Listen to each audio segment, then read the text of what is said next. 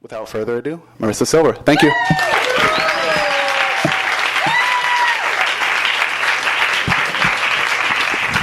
Hi. Is this good? Can you guys all hear? Yes. First of all, thank you so much. It is so fantastic to see you, and I really appreciate it. It's, sometimes you show up and, as the writers in the room know, there's like 3 people there. So this is very nice. So thank you.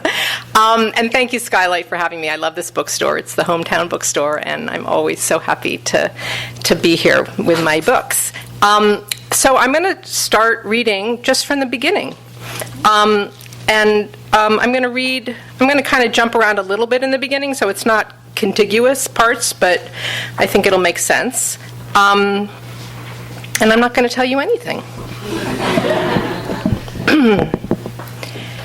Picture a flower, the midwife yells, her voice reaching the baby as warped and concave sounds. Picture a flower. Next, another voice, closer this time. The sound so near that if the baby could stretch its arm, it might touch it. You bitch, the voice howls. You monster, get out of me now! Agata Janacek is enraged that this should be happening to her, even though she has wished for it and prayed for it, consulted the gypsy witch Zlata and buried amulets of animal bones wrapped in the hair of a virgin for it. But old as she is, and tough threads of gray streak her hair and sprout from the colorless mole on her chin, and thinly veil her pubis where there once was a dark, luxurious thatch, the old stories of childhood hold sway. Her mother warned her about this moment. It was a cautionary bedtime story chanted night after night. Little Agata, the prettiest girl in the village, lives in a magical paradise filled with delicious, honey-scented medovnik and talking bunny rabbits. Then one day a terrible monster comes and whispers in her ear words sweeter than any jam, sweeter even than her favorite candies that hang from the Christmas tree each year, and which she is forbidden to pull off until Christmas Day, even though this means surrendering the low-hanging chocolate treasures to the mice and rats who skitter across the floorboards at night and gorge themselves, their nocturnal pleasures mapped by a trail of black pellets. But little Agata cannot resist the tantalizing whispers of the monster, and she allows him to touch her face and stroke her body and climb on top of her and shove his hard sausage between her soft thighs. Her mother would grunt, her voice a striking imitation of the guttural efforts Agata heard most nights coming from behind the thin lace curtain that separated her parents' bed from the one she shared with her 5 brothers and sisters. And then, what next? Her mother would continue. Pretty Agata grows fat as a pig, fat as a cow. Her little tzitzis, once tender and delicate as meringue, become achy and so swollen they have to be held up by a harness of cloth that winds round her back and halters at the nape of her neck. Months go by, and the beautiful, smooth skin of her belly becomes striped like a zebra's as her flesh stretches and pulls. And then, finally, after backache and fat fingers and a burning in her gut so fierce she will think a match has been struck inside her, Agata's body will split in 2. First the body, then the heart. Good night, sleep tight. The bed bugs will surely bite. But her mother is long dead and is not here to sigh and shake her head with false sympathy for her daughter's pain. A flower opening, the midwife calmly insists. You bitch, you whore, you fucking fuck, Agata rages, her voice becoming clearer to the baby as it begins to swim through the dark tunnel, its head pushing against something hard, then something soft, then something hard again, as if it were a flimsy boat banging up against rocks, then drifting into a calm eddy, only to be drawn back helplessly into the propelling current once more. You ugly whore who no man will fuck even with his eyes closed.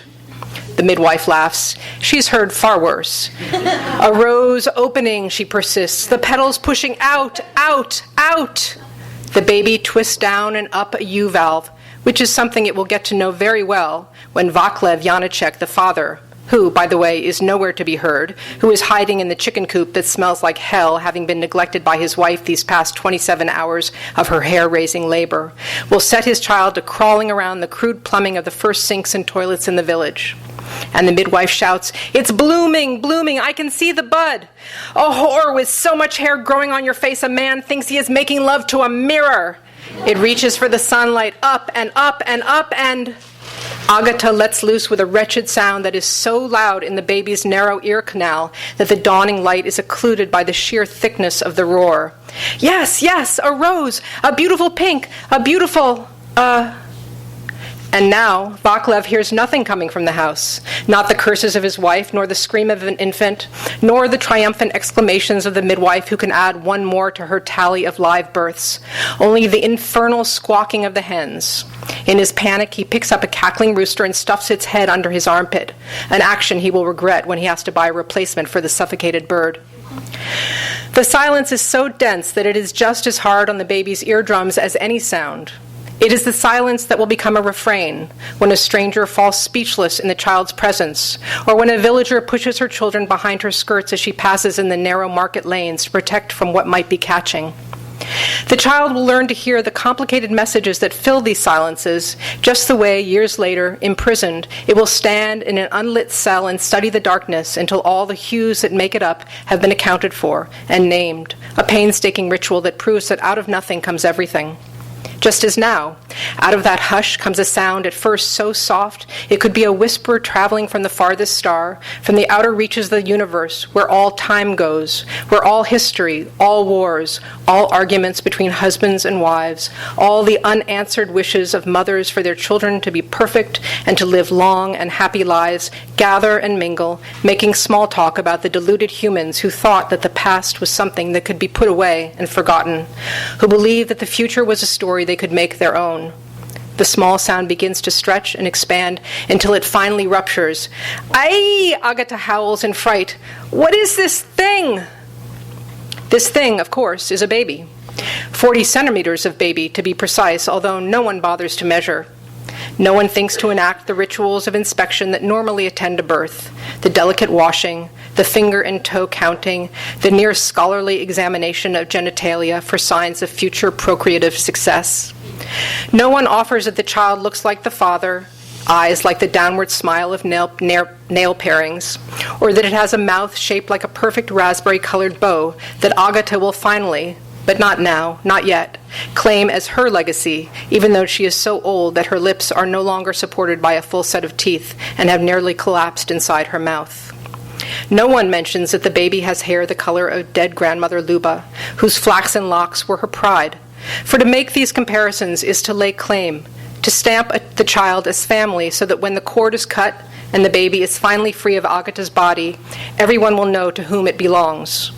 For Vaclav and Agata to assert ownership would be to admit that they are cursed, that this child they have prayed for, waited for, that comes to them after neighbors have joked about Vaclav still being able to stand at attention and about Agata's womb being filled with cobwebs, has turned out to be this thing, this foreshortened object, this disproportionate dollhouse version of an infant.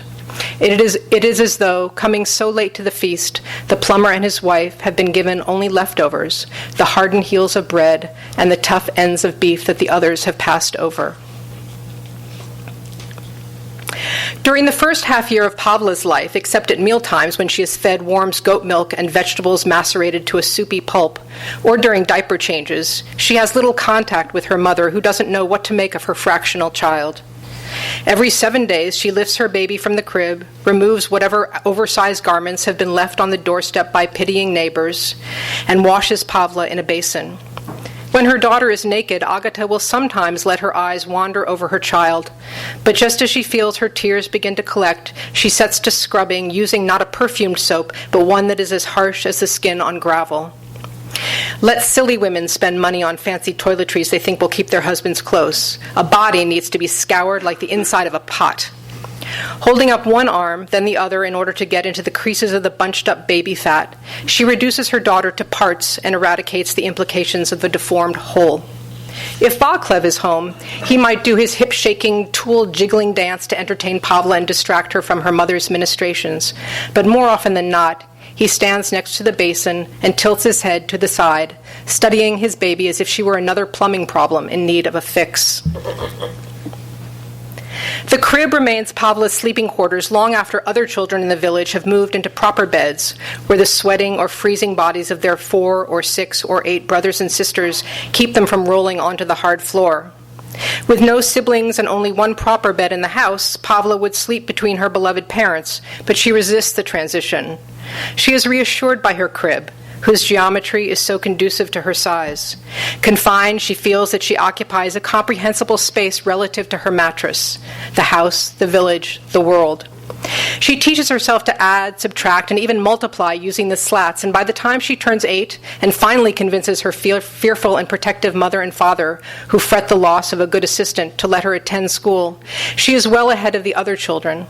She is sought after as a seatmate on test days, and she obliges by angling her tablet to the advantage of her weak-minded neighbor.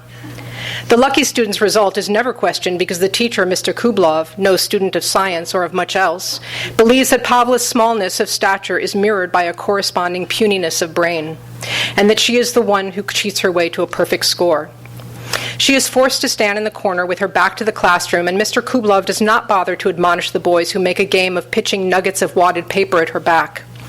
The girls call her Little Nothing, as though there are descending versions of nothingness. These girls want to assure Pavla that she counts for much less than the next to nothings their mothers tell them they are, by virtue of their laziness when it comes to household chores, or the big nothings their fathers insinuate they are by only speaking directly to their brothers. During outdoor break time, the boys devise a game of chase where Pavla is the chicken and they are the farmers. The winner is the one who wrestles her to the ground and administers the coup de grace. Then she must flap her arms and dance like a decapitated bird.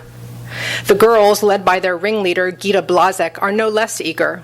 They place her in the middle of their circle while they hold hands and raise their arms in an arch and chant, "The golden gate was opened, unlocked by a golden key. Whoever is late to enter will lose their head. Whether it's him or her, whack her with a broom." They close their arms around her head like a vice, then administer the punishment. Mr. Kublov watches from his post at the top of the schoolhouse stairs, where he smokes his cigarettes and steals nips from the flask hidden in his coat pocket, relieved that the children have found a united purpose so that he doesn't have to break up a fight and risk getting punched or scratched in the process. These humiliations continue until heavy rains swell the river that separates Pavla and her neighbors' homes from the other side of the village where the school stands. The bridge is demolished. A fallen poplar now stretches from one bank to the other. But the drop is precipitous, and the spindly trunk does not fill the children with confidence. One boy tries to cross, but immediately falls off and lands in the muddy bank below. No one wants to make another attempt, but no one wants to return home and be beaten for playing hooky and forced to spend the day mucking out stalls. Pavla runs back to her house as quickly as her short legs will carry her. Her mother is busy stirring lard and lye. The steam from the boiling pot clouds the cottage's window, and she doesn't notice when her daughter slips into Vaklev's tool shed and gathers a mallet, a rope, and a set of pulleys. Once back at the river, she hammers one of the pulleys to a standing tree and feeds the rope through it. She puts the remaining tools into her school satchel and tightens the strap across her back. Holding the ends of the rope in one hand, she hoists herself onto the fallen tree. A wind created by the high and swift current makes balancing difficult, but her center of gravity is low enough to stabilize her, and her small feet find purchase on the narrow trunk. She envisions the makeshift bridge as just another subterranean corridor below the houses where she and her father work, a tight enclosed space that enfolds her, and her imagination sees her safely to the other side. There she hammers the second pulley into a firm root, feeds the rope through until it is taut, and ties a knot. Holding tightly to one of the two ropes, the others nervously make their way across the trunk while Pavla slowly pulls on the other and guides them forward. The games of Chase the Chicken stop, and if Pavla is remanded to the corner by Mr. Kublov, the other students leave her alone. They begin to seek her out not only to help with their schoolwork, but also for the more important job of sneaking into the cloakroom in order to put a dead mouse in Kublov's coat or smear glue inside his hat. Once the students begin their geography study, aided by a wildly inaccurate roll-up map suspended from the top of the chalkboard that shows their tiny country, which is routinely tossed back and forth between sovereign empires as a consolation prize for greater losses to be the continent's largest territory, Pavla's precise and wholly proportional map-making skills are discovered. The children enlist her to draw a detailed schematic of the male genitalia on a large sheet of paper. Selflessly, Peter Matacek offers himself as a model. During the following day's recess, he and Pavla hide behind the outhouse that is still in use because the mayor does not consider the school or the children or education in general worthy of the expense of Vaclav's plumbing services. Without ceremony, Peter drops his trousers. She has never seen a penis before. It looks like a pale and very narrow and really quite useless section of pipe. "It moves if you kiss it," Peter says. "By itself? Try it." Pavla leans forward and puts her lips to the skin that is as soft as the belly of a newborn pig and smells just as musky and tantalizingly complex. When she leans back, she watches in wonder as Peter's penis reddens and swells. For the first time, she witnesses something she had never thought possible, that a small, runty thing can magically transform. I stick it in things, Peter says, touching himself tenderly. It makes perfect sense to Pavla, who thinks of washers and fittings. You better draw it before he shrinks, he says. The following day, when Kublov yanks the string and unfurls the map, there is Peter, or at least the truly marvelous part of him, drawn with a hand so deft that were this a lesson in anatomy, the children would know exactly the location of the dorsal vein, and they would be able to count the folds of the scrotal sac. The ensuing geography lesson is a huge success. Peter is particularly proud, and even though the children agreed to protect his anonymity, he cannot help but boast of his contribution. He is suspended from school for a month. Pavla and the others lean over their desks, pants and stockings lowered and dresses hiked, their naked bottoms pink and proud. Pavla is no less for being lower to the ground, and they wait for the stinging crack of Kublov's walking stick. They still call her Little Nothing, but the name is now a sign of inclusion, no more incendiary than Toes, which is what they call Tabor Svoboda, on account of his ability to write with his feet. These nicknames mark them as a group separate from parents and teachers, whose aim is to separate children from their delight. Pavla revels in her name because she knows that if nothing is little, then it must be something indeed. Thank you.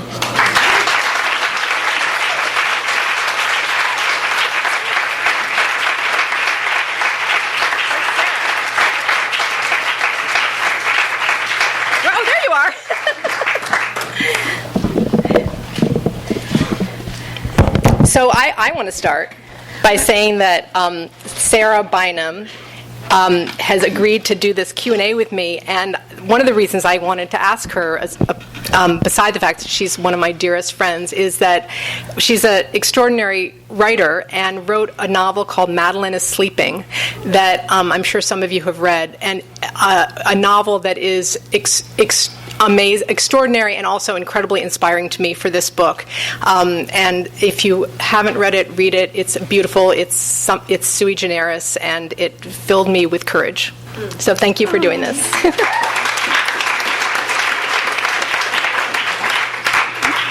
And now she'll cry.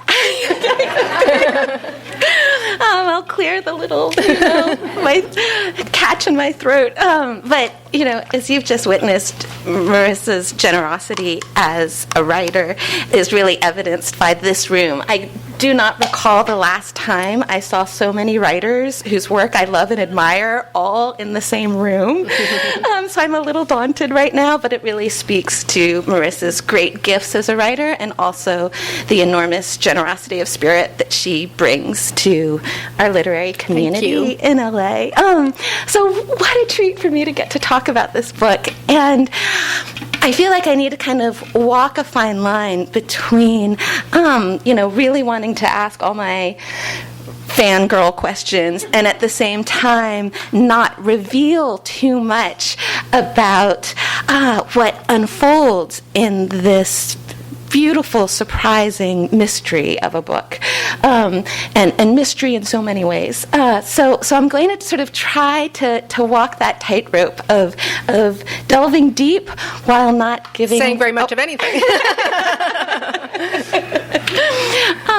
So I guess the first and most obvious question, and one's notices this upon reading the first few pages, is what a departure this book is in terms of the world it conjures and in terms of the storytelling techniques it uses from your 5 earlier works of fiction. So what was I thinking? Well, I think I'm going to move this in so I don't have to lean forward.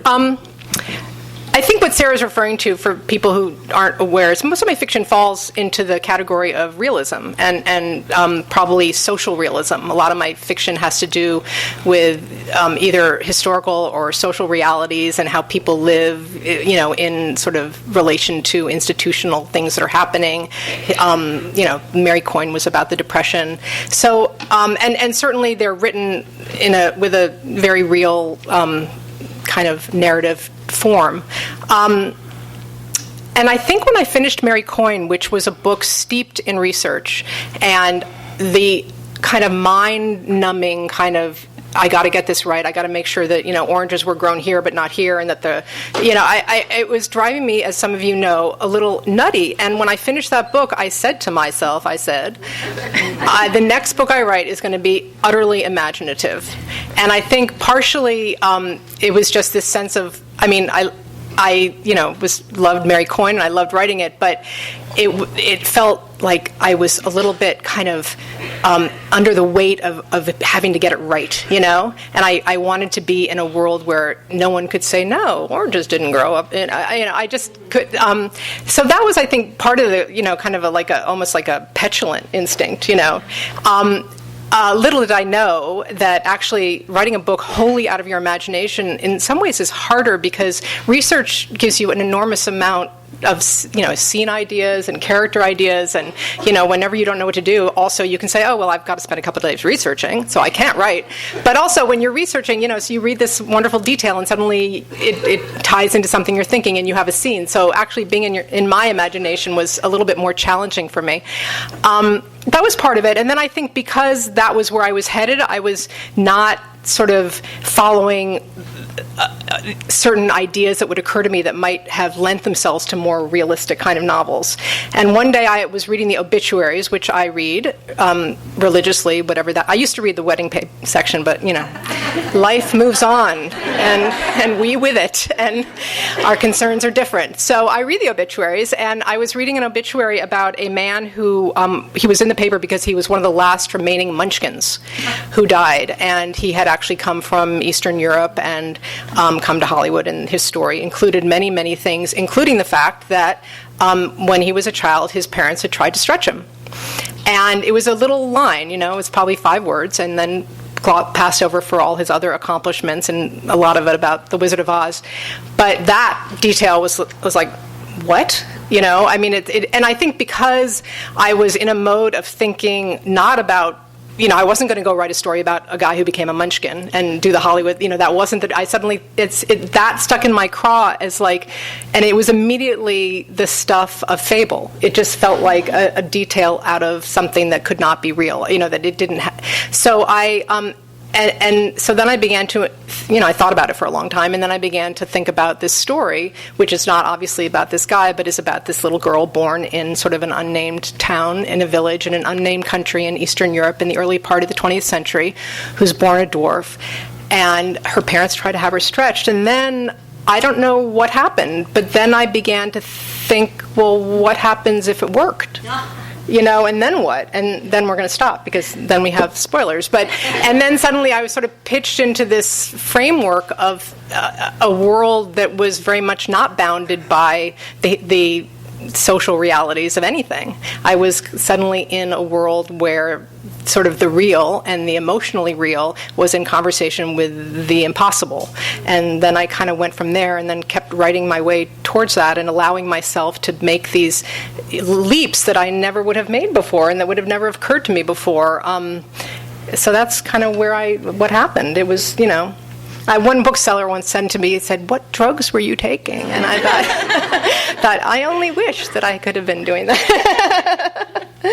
But it's so interesting, because even though sort of the initial impression is, oh, this is such a departure, as I read further in the book, I saw that sort of the gifts that you brought to your other novels, this incredible clarity of image and this forthrightness of tone, and also this deep understanding of human resilience in the face of sort of seemingly impossible circumstances.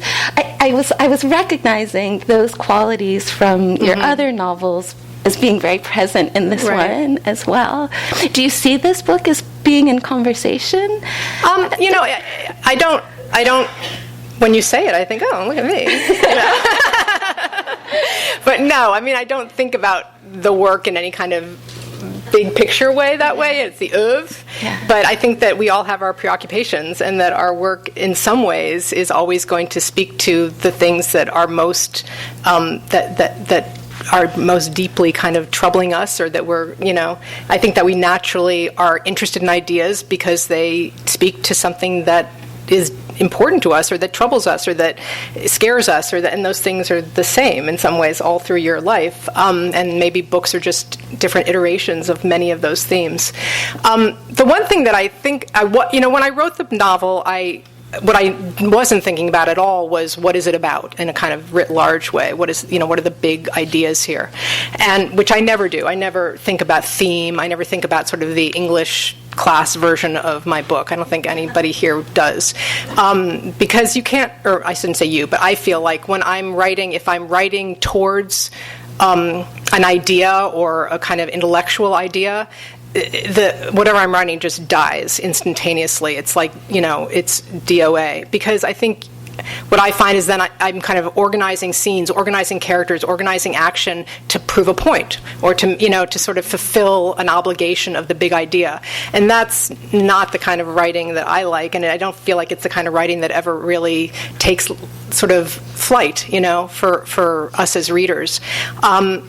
And I think you can kind of, when you read books, sometimes you feel the author really working hard to get to that point, and I think what we love about books is that they utterly surprise us, that we can be reading something that we think we understand. It can be something mundane, a family story of, something that we even feel like we recognize, but if the author approaches it in a way where the unexpected is allowed to be unearthed, then we begin to see something that we thought we understood in a new way. So, I just thought about, okay, I got this girl, she's a dwarf, this happens to her, that happens to her, this is the parent, making every beat emotionally accurate, making sure the story moved along, kind of having an inner logic, that it was fun, that the things that happened had a kind of adventurous quality to them. But now, once I was done and people sort of said, well, what were you thinking? I was trying to think about, well, what was I thinking? What did go into the making of this book? And the book is a lot about female bodies and about how the body is the subject of a lot of being hunted, of being tortured, of being, it's a lot about that at the end of the day. And, when I was thinking about what was going on and what was going on in my mind during the writing of this, I looked at, that was the period of time when the schoolgirls were stolen by Boko Haram. It was the time when women were being stoned for committing adultery in Afghanistan. It was, and there was also something that was happening around the time where people were just going missing, like the schoolgirls in Nigeria and the people on the airplane and the Malaysian airline, and that really frightened me, and for obvious reasons, but also the idea that you could just go missing in this world that we live in, and that I don't know, I can't really explain it, but I know that I was sort of preoccupied by that idea of becoming nothing. And at the same time, my father passed away, which was probably the biggest thing in my life that happened during the time of writing this book. And I've been very much preoccupied, as we all are, when things like this happen, about, well, what happens? Where is he? Because he's not nowhere. And what is the presence of absence, and what is nothingness? So I think those were the kinds of things that I was, as a human, was thinking about. I wasn't sort of saying, I'm going to write about these ideas, but I sort of think that inevitably they made their way into this story about something utterly different. So you used the word fable when you first encountered the stretching table. And then there's a wonderful epigraph from the Brothers Grimm at the beginning of the book. Although I took it out of the book. I took it out for the hardcover. Oh, you did? Oh, well, but... Never mind. but Brothers Grimm and epigraph aside, we do hear, from very early on, Agatha, the mother, she tells stories, telling stories that begin, there once was a girl, there once was a princess. So it's the language of the fairy tale is very much embedded in the book. And so as someone who is, so fluent in social realism, as you were calling it, what does drawing upon the storytelling modes of the fable and the fairy tale, how did it kind of expand your palette, and how did it allow you to say things that I might not have been. Yeah. Well, the thing that interests me about, and Sarah is a huge connoisseur of this form, so I'm a little bit of a newbie.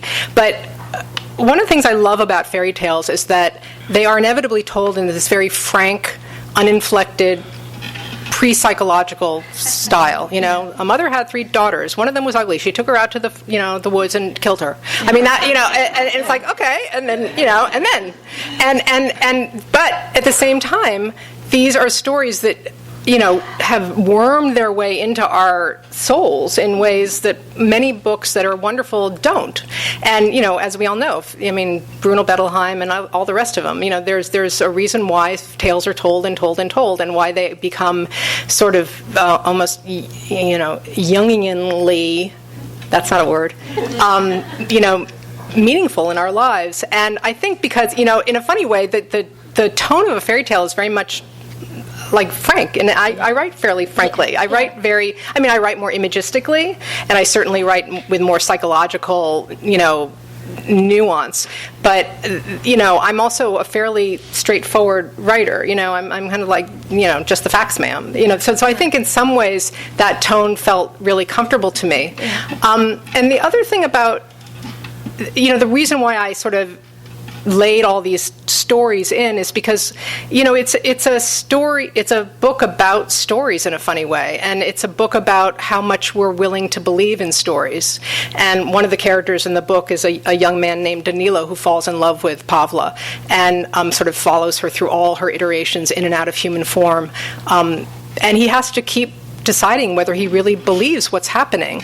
And, I think one of the great things about fairy tales, and one of the great things about fiction is that the way that it causes us to believe in impossible things. We hear some words on paper. Here's a character conjured out of typescript, and yet they are real to us. They exist. We see them at the table. We see them climbing the mountain. We are involved, and that is a radical act of belief on our part. And it also is wildly unreasonable. For all of us very socially, scientifically minded people, we want that. We want to believe. We want to cross over that barrier between the real and the imaginary.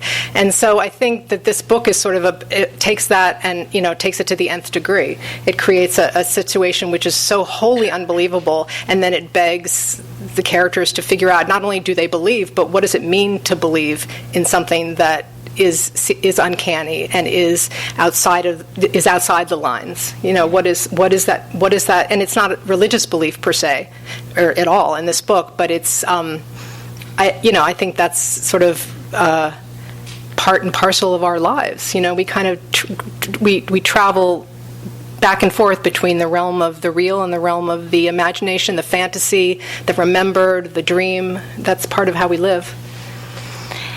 And this book, I think, makes a compelling argument in terms of how to suggest a character's interiority without relying upon psychology, per se.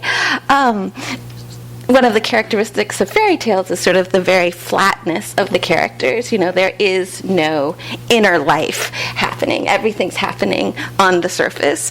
A daughter is marked because she's ugly or beautiful. Right. And one of the things I was really struck by is how even as you were drawing upon some of the language and some of the narrative techniques of fairy tales, there was still this fullness to every character that appeared. I don't think I was always, once I created this universe, then I approached it like any book that I write. Everybody had to have sort of a psychological reality that they were working within. So in a funny way, in my mind, they were just regular folk who I had to approach as though I would have written about a woman in the Depression, so. Yeah.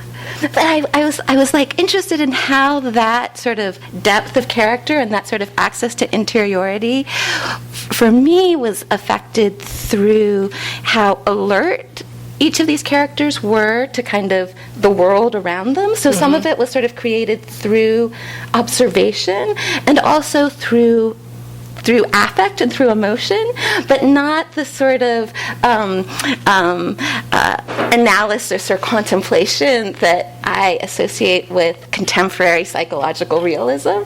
And there was this very funny encounter that happens to Danilo later in the book, where he has been confined to an insane asylum and put into the care of a doctor whose teacher is in Vienna. Right.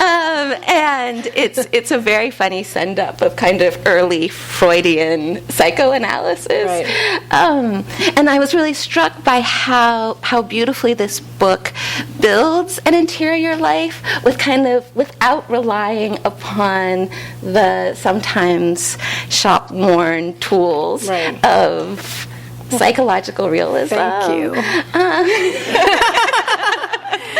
Well, I think part of it was being able to play with that idea that, there is psychology in the book, and there's, emotion and all those things. There's so much feeling in the book. Yeah, there's a lot of feeling, but it's also, well, I don't know how to respond to that, but thank you.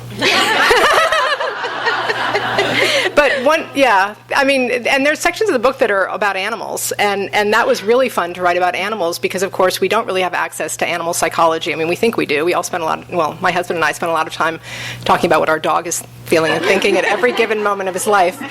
But, so it was really interesting to think about, well, how do you create an emotion without crossing over that line of anthropomorphizing? And so, I think again, part of it was just enjoying and sort of reveling in the opportunity to also just have a soldier, a war, to have these kind of, what are they called?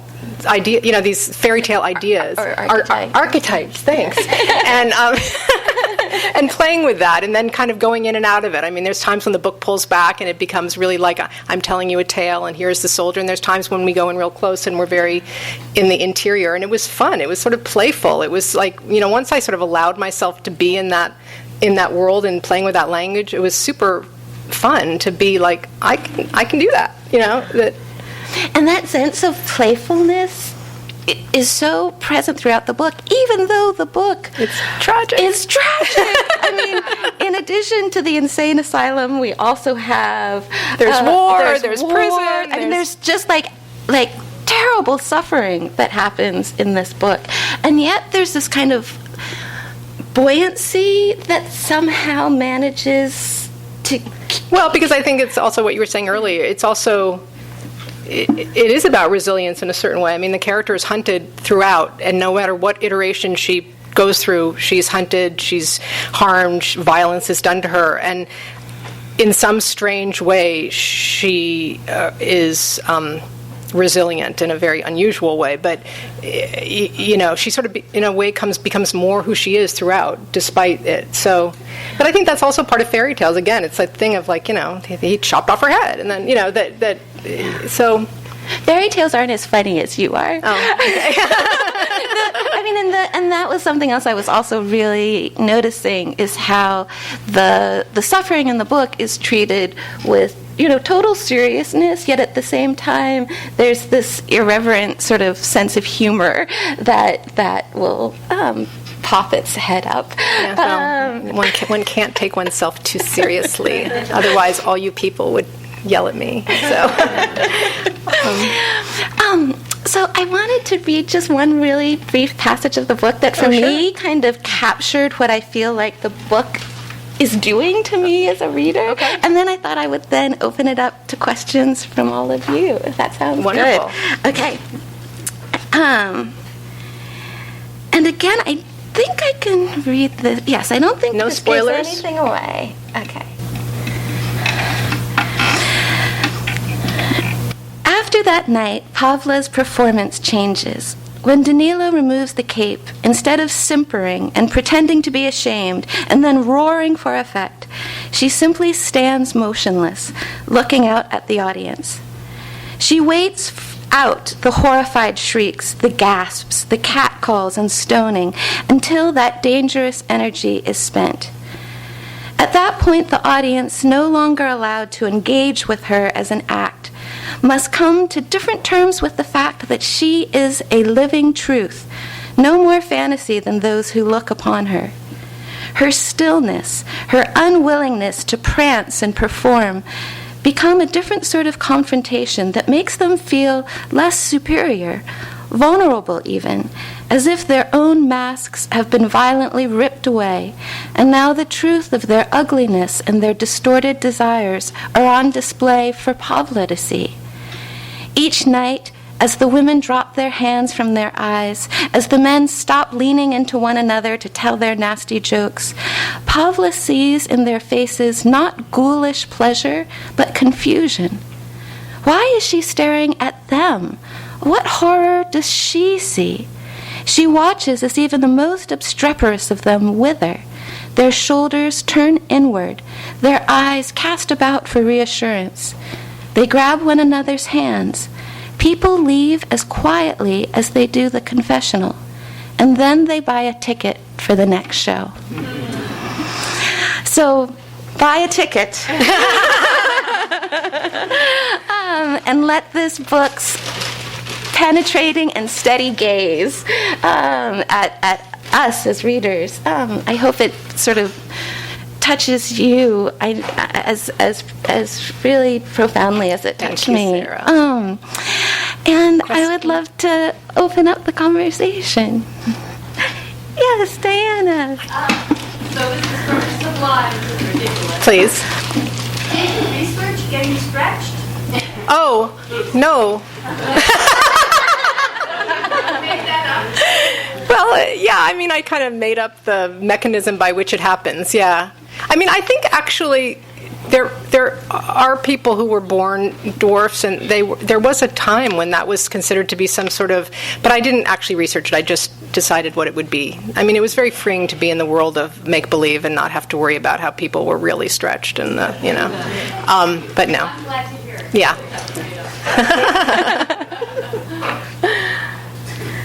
I was thinking about 9/11 and how the bodies, the jumpers, were airbrushed. Mm-hmm. And I realized that these fallers, they are really monuments to the position we're in right now. A lot of us are facing choices that are horrific. And I'm seeing a lot of writers navigate trauma and the language and the narrative they use to do that. I'm really struck by the aspect of trauma that I feel from your work. I'm sorry, I haven't read it. Oh, that's good. But I'm wondering if our current political moment is influencing how you're seeing narrative structure, how you're seeing the imagination, the kind of the outer reaches of the imagination, the frontiers of the imagination, how the imagination is useful to make the leap that we're going to have to make living in the Anthropocene we're living in right now. That's an amazing question. Did you all hear it?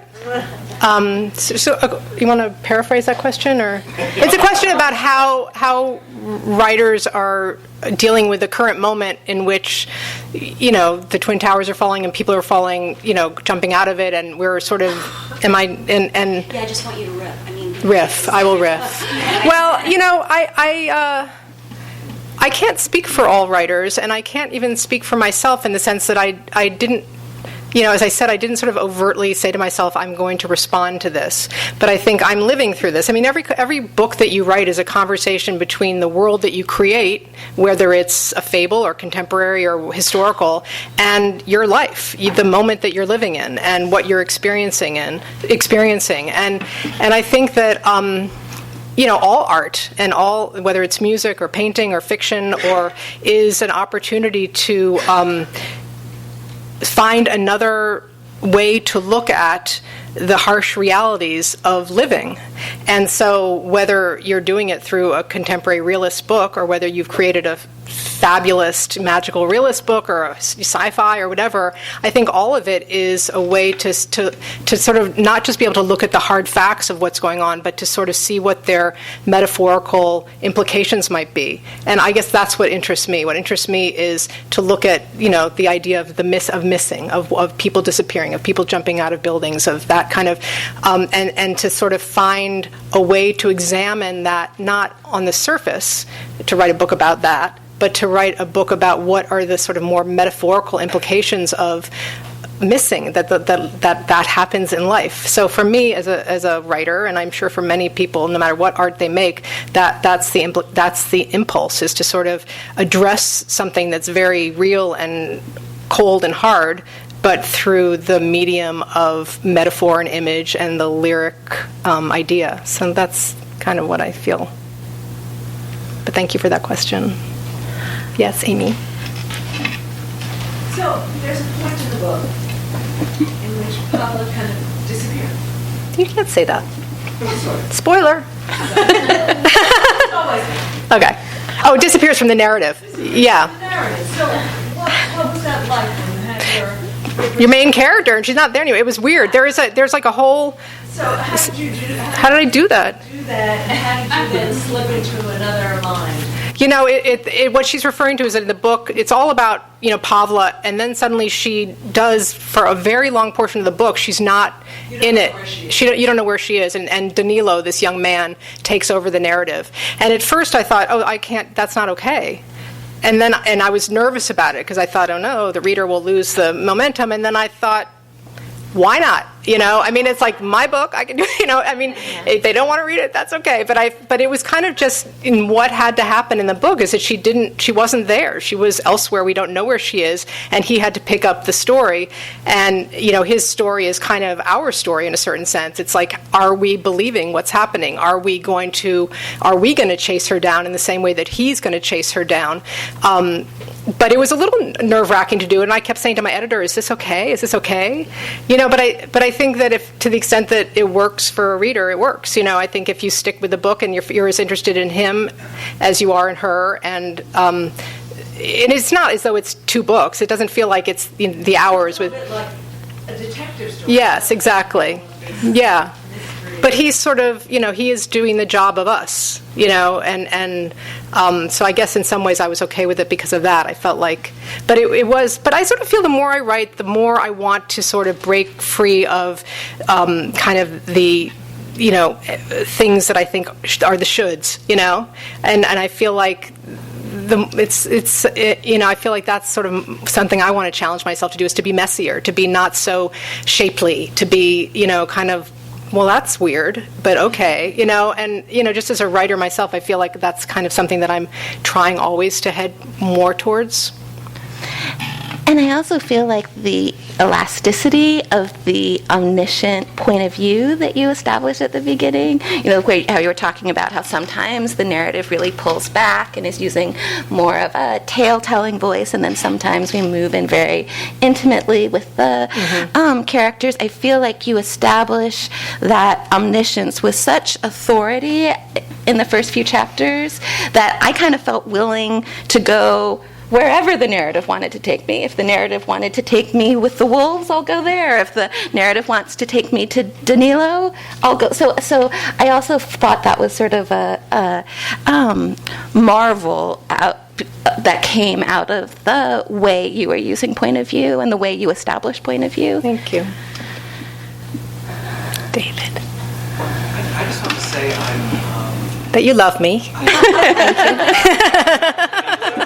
And I say this lovingly, but I'm impressed and kind of amazed at how, if Sarah Bynum or Amy Bender had written this book, I could be like, yeah, this is... That's in their wheelhouse, yeah. But thinking that you've gone from Mary Coyne to writing this, I think is an amazing accomplishment, but that's not my question. You were talking about how it sort of appeared organically and you went where it took you.